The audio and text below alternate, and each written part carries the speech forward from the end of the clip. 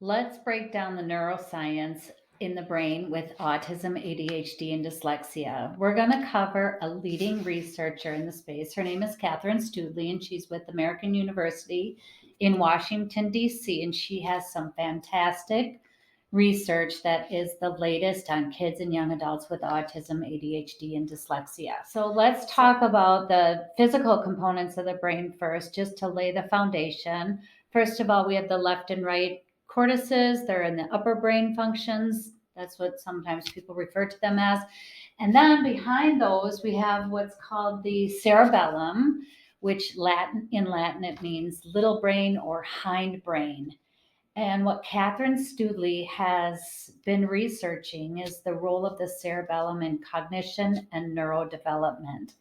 And what she has indicated that there are neurological differences between the brains of neurotypical children and kids with ADHD, autism, and dyslexia. The other part of the brain that she's been doing a lot of research on is the closed loop circuit. So there are neural pathways or neural circuits that run from the back of the brain up to the frontal cortex, and the frontal cortex down back to the little brain behind there. What is evident in kids with autism, ADHD, and dyslexia is that they have early motor disruptions.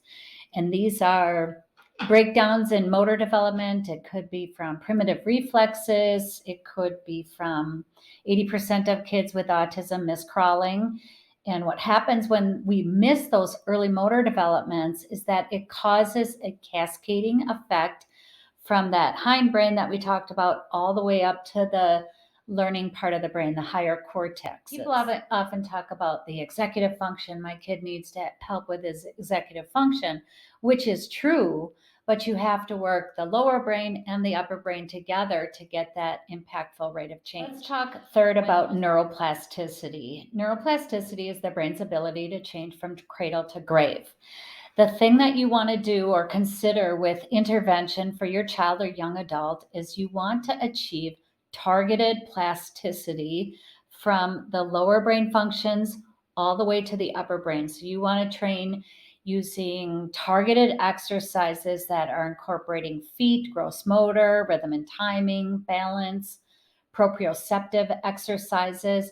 And you want to combine that with a cognitive task, a visual motor task, a memory task, an auditory task. That will get you the best rate of change.